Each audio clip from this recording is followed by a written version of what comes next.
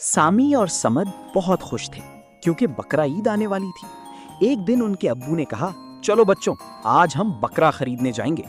ये सुनकर दोनों खुशी से उछल पड़े। वो सब मिलकर मंडी गए। वहां बहुत सारे खूबसूरत बकरे थे।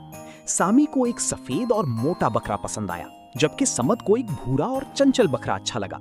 दोनों ने अपने अब्बू को अपनी पसंद बताई। अब्बू मुस्कुराए और बोले, हम वही बकरा लेंगे जो तुम दोनों को पसंद हो।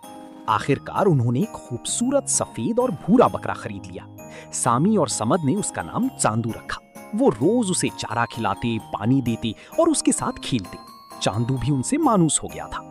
बकरा ईद के दिन सामिद और समी ने नए कपड़े पहने। उन्होंने अल्लाह का शुक्र अदा किया और कुर्बानी की अहमियत सीखी कि हमें अपने प्यारे चीजें अल्लाह की राह में देना सीखना चाहिए। बाद में उन्होंने गोश्त गरीबों में तकसीम किया।